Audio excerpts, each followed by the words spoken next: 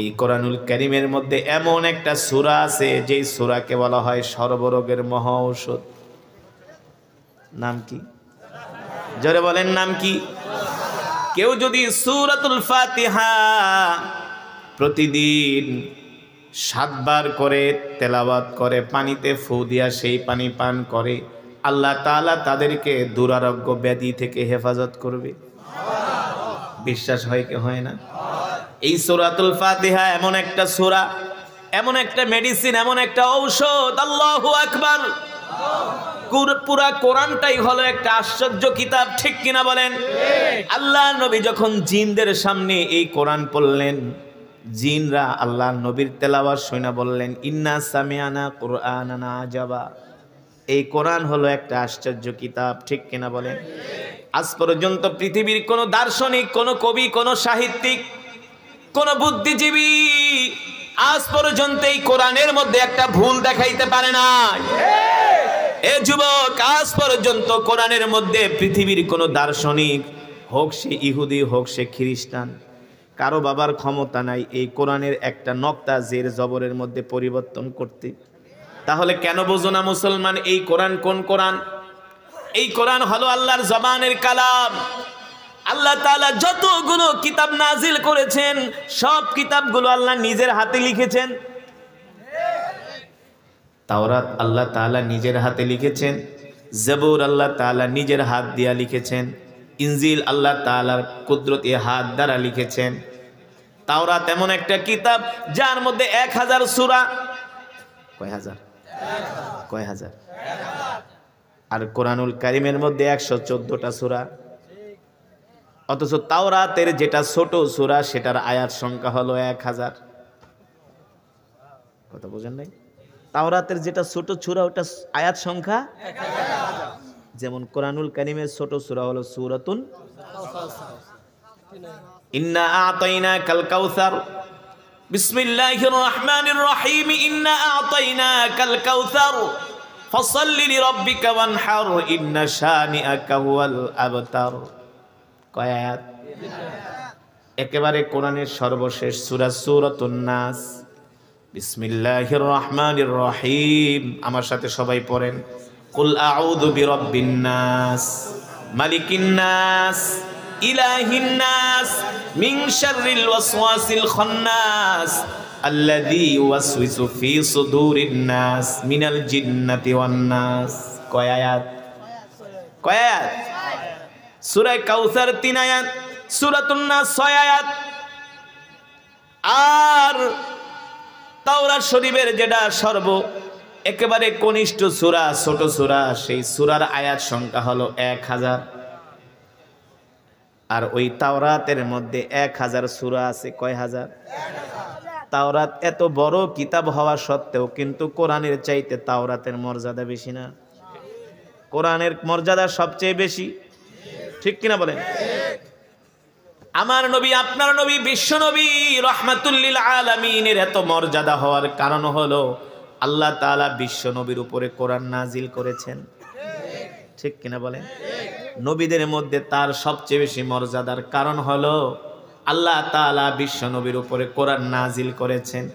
আর সব পয়গম্বরদের উম্মতদের মধ্য থেকে আমাদের সবচেয়ে বেশি মর্যাদা হওয়ার কারণ আমরাই সবার আগে জান্নাতে যাব।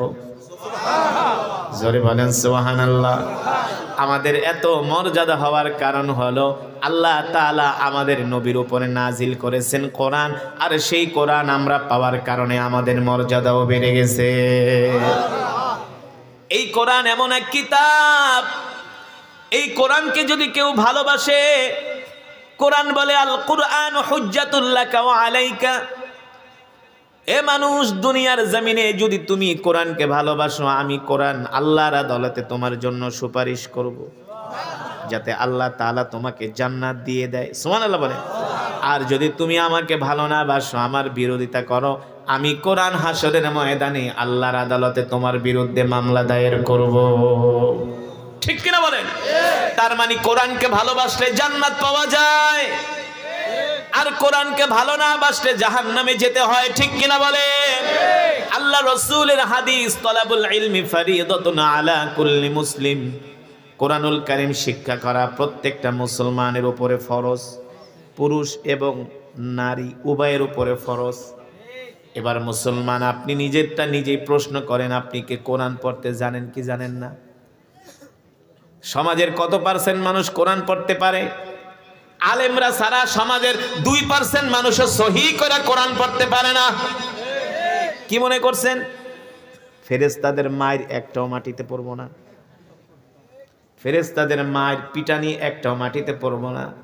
মিয়া কোরআন পড়তে পারেন না, কোরআন শুনতেও আসেন না। এই সমাজে কিছু মুসলমান আছে যারা আবু জেহেলের চেয়ে নিকৃষ্ট, ঠিক কিনা বলেন? যারা নিজেরা কোরআন পড়তে পারে না, কোরআন শুনতেও আসে না।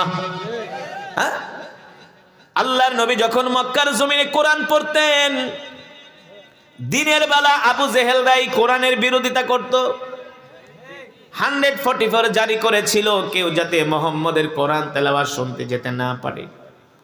বাইতুল্লাহর অভ্যন্তরে, বাইতুল্লাহর প্রান্তরে কাফেরেরা বৈঠকে বসলো, একটা আইন করো কেউ যাতে মুহাম্মদের কোরআন শুনতে না যায়। আরে অথচ এই কোরআন এমন কোরআন যেই কোরআনের তেলাওয়াত শুনে কাফেররা পর্যন্ত মুসলমান হয়ে গেছে, ঠিক কিনা বলেন? হয়েছে কি হয়েছে না? আবু জেহেলরা মিটিং এ বসলো যাতে মুহাম্মদের কোরআন শুনতে কেউ না আসে। কি করা যায়, কি করা যায়? আবু জেহেল বলল, কেউ যদি মুহাম্মদের কোরআন শুনতে যায় তাকে চরমভাবে শাস্তি দেওয়া হবে, পানিশমেন্ট দেওয়া হবে, জেল করা হবে, জরিমানা করা হবে তার জন্য। আবু জেহেল আইন করলো, আবু লাহাব আইন করলো, উতবা সাইবারা আইন করলো, কেউ যাতে মুহাম্মদের কোরআন শুনতে না যায়। এই আইন করে তারা রাত্রবেলা বাড়িতে চলে গেল। আল্লাহর নবী রাত 3টা বাজে বাইতুল্লাহে তাহাজ্জুদের মধ্যে কোরআন পড়ে। সুবহানাল্লাহ বলেন। আবু জেহেল ঘড়ির দিকে তাকায়, দেখে রাত 2টা বাজে, এখন তো মুহাম্মদের কোরআনের শো শুরু হয়ে যাবে। আরে আপনারা তো মিয়া রাত 12টা বাজে কোরআনের মাহফিলে বসতে চান না। কি আর শীত, আরবের শীতগুলো একেবারে হাড্ডির মধ্যে বসে যায়, জানেন? বাংলাদেশে আর কি শীত, আরবের ঠান্ডা হাড্ডির মধ্যে বসে যায়, এত ঠান্ডা। তাও 1450 বছর আগের কথা। সিরাতের কিতাবের মধ্যে আসছে আবু জেহেল 1টা না 2টা না 3টা কম্বল পেঁচাইছে। কয়টা? এ মুসলমান, এই কথা শোনার পরেও যদি তোমার আকল না হয়, কোরআনের প্রতি ভালোবাসা না আসে, তাহলে বুঝতে হবে তোমাকে শয়তানে ধরছে, ঠিক কিনা বলেন? আবু জেহেল 1টা না 2টা না 3টা কম্বল পেঁচায়া আল্লাহর নবীর তেলাওয়াত শোনার জন্য বাইতুল্লাহে আসবে। ঘড়ির দিকে তাকায় 2টা বেজে গেছে। কিন্তু সমস্যা হলো আবু জেহেলের স্ত্রীর নাম হলো উম্মে জামিল। নাম কি? উম্মে জামিল ছিল মহিলা টাইপের নেত্রী। বাংলাদেশে কিছু মহিলা টাইপের নেত্রী আছে না, ওই যে পুরুষদের আগে আগে স্লোগান দেয় না, দেখবেন সব দলের মধ্যে আছে, শুধু হুজুরদের দল বাদ ছাড়া। মহিলা নেত্রী আছে না? এই মহিলা নেত্রী টাইপের মহিলা ছিল উম্মে জামিল, আবু জেহেলের স্ত্রী। আবু জেহেল প্রতিদিন চুরি কইরা পালায়া পালায়া আল্লাহ নবীর তেলাওয়াত শুনতে চলে যায়। উম্মে জামিল ঘুম থেকে ওইটা আবু জেহেলরে পায় না। এবার উম্মে জামিল মনে মনে কয়, আজকে রাত্রে আবু জেহেল তুমি কোথায় যাও, আমি তোমাকে ধরবো। বুঝছেন নাই? এবার উম্মে জামিল ঘুমানের ভান ধরছে। আবু জেহেল মনে করছে তার স্ত্রী ঘুমায় গেছে, আস্তে করে দরজাটা খুলতে লইছে। দরজার যখন লক খুলছে, ঠাস করে একটা আওয়াজ হয়ে গেছে, আংটার একটা শব্দ হয়ে গেছে। উম্মে জামিল চোখ দুটা খুইলা দেখে আবু জেহেল 3 কম্বল পেঁচাইয়া কুপি একটা হাতে নিয়ে ঘর থেকে বের হইছে। উম্মে জামিল ডাক দেয়, আবু জেহেল কোথায় যাও? এত রাত্রবেলা, রাত 2টা বাজে, এত রাত্রে তো কুত্তাও ঘর থেকে বের হয় না ঠান্ডার মধ্যে। এত রাত্রে তুমি বের হচ্ছ কারণ কি? এই আবু জেহেল তুমি কোথায় যাও? আবু জেহেল তার স্ত্রীকে বলে, চুপ কর বেটি, জ্বালাজালি করিস না, ভালো কাজে যাইতেছি। আসলেই তো ভালো কাজে যায় না? আল্লাহ নবীর জবানে কোরআন শুনতে যাইতেছে, এর চাইতে আর ভালো কাজ হইতে পারে নাকি? বলে, বেটি চুপ থাক। উসকুত ইয়া জাওজি, ইয়া জাওজিল গালি, প্রিয়তমা স্ত্রী ডিস্টার্ব করো না। ইফতাহিল বাব, দরজা খুলে দাও, আমাকে যেতে দাও। আবু জেহেলের স্ত্রী কম্বল টাইনা ধরছে, কেন না তোমার চরিত্র ভালো না, রাইতের বেলা কই যাও কে? সি সি সি, এভাবে বলে না, আমি ভালো কাজে যাচ্ছি। উম্মে জামিল বলে, ভালো কাজ কোন কাজে যাও আমাকে বলতে হবে, যদি না বলো আজকে তোমাকে ঘর থেকে বের হতে দিব না। আবু জেহেল তো পড়ছে বিপদে। এইদিকে তো আল্লাহর নবী কোরআনুল কারীমের তেলাওয়াতের শো শেষ হয়ে যাবে, তাহাজ্জুদের সময় আর কতক্ষণই থাকে, বুঝেন নাই? আবু জেহেল পাগল পারা হয়ে গেছে, কিভাবে ঘর থেকে বের হওয়া যায়। আবু জেহেলের স্ত্রী ছাড়ে না। এক পর্যায়ে আবু জেহেল বলে, তুমি আমাকে যেতে দাও। উম্মে জামিল বলে, আমি যেতে দিব না। আবু জেহেল বলে, আমি কোথায় যাই তোমাকে বলতে পারি, তুমি আর আমি ছাড়া এই কথা মক্কার কোনো মানুষকে বলবা না। যদি বলো প্রিয়তমা স্ত্রী, আগামীকাল সকালে মক্কার মানুষের মায়ের একটাও মাটিতে পড়বো না। তাইলে কিন্তু তোমার আবু জেহেলের নেতাগিরি থাকবে না, নেতৃত্ব থাকবে না। উম্মে জামিল বলে, ঠিক আছে কোথায় যাও বলো আমাকে। আবু জেহেল বলে, শোনো, আমরা আজকে বাইতুল্লাহর প্রাঙ্গণে বৈশা মিটিং করেছি, যাতে মোহাম্মদের কোরআন তেলাওয়াত কেউ শুনতে যেতে না পারে। যেহেতু আজকে প্রথম রাত, এই রাত্রবেলা কেউ যাবে না, এই সুযোগটা আমি হাতছাড়া করতে চাই না। এই সুযোগে আমি একা একা বৈশা বৈশা বাইতুল্লাহ যায় মোহাম্মদের তেলাওয়াত শুনবো। জোরে বলেন সুবহানাল্লাহ। এই কোরআন হলো আল্লাহর জবানের কালাম, যেই কোরআনের তেলাওয়াত শুনলে পাথরের মতো হৃদয়টা মোমের মতো গলে যায়, ঠিক কিনা বলেন? এই যে কাতারে বিশ্বকাপ ফুটবল খেলা হলো, এই বিশ্বকাপ উদ্বোধনীতে সূরাতুর রহমানের তেলাওয়াত হয়েছিল। সেই তেলাওয়াত শুনে ফিফার ওয়েবসাইট, কাতারের ওয়েবসাইট, তারা লিখেছে ওই তেলাওয়াত শোনার পরে 800-র মতো অমুসলিম কালেমা পড়ে মুসলমান হয়েছে। মুসলমানদের সংস্কৃতি দেখে, ঐতিহ্য দেখে, মুসলমানের কোরআন দেখে, মুসলমানের সৌন্দর্য দেখে তারা কালেমা পড়ে মুসলমান হয়েছে। এটা 1450 বছর আগের কথা না, এখনো অনেক কাফেররা কালেমা পড়ে মুসলমান হচ্ছে, ঠিক কিনা বলেন? ঠিক না? ও মুসলমান, এই কোরআনের তেলাওয়াত শুনলে কত কাট্টা কাফেররা পর্যন্ত আল্লাহ রসুলের কাছে মাথা নত করেছে। খাত্তাবের ছেলে ওমর, যে ওমর ছিলেন কাট্টা কাফের, যিনি আল্লাহ রসুলের কল্লা কাটার জন্য আসছিলেন, কথা বলে না, আল্লাহ নবীর কল্লা কাটার জন্য আসছিলেন ওমর। এই কোরআনের তেলাওয়াত শুনে হযরত ওমর কালেমা পড়ে মুসলমান হয়েছে। আল্লাহু আকবার, জোরে বলেন আল্লাহু আকবার।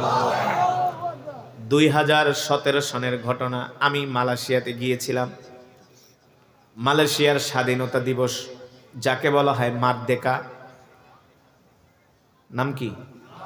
আমাদের দেশে বলা হয় স্বাধীনতা দিবস, ইন্ডিপেন্ডেন্ট ডে, আর মালয়েশিয়ার স্বাধীনতা দিবসের নাম হলো মারদেকা।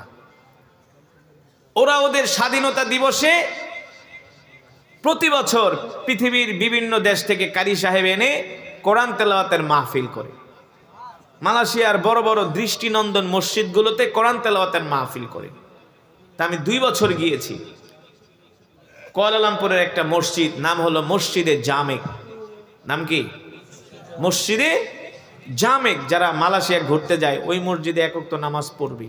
মসজিদে জামেক এত সুন্দর মসজিদ, আপনার ঢুকলে আর বের হতে মন চাইবে না, এত দৃষ্টিনন্দন। তো এই মসজিদে জামেকে আমার প্রোগ্রাম। আসরের নামাজের পরে আমার নাম ঘোষণা করা হলো। আমি কোরআনুল কারীম থেকে তেলাওয়াত করতেছি, দেখি অসংখ্য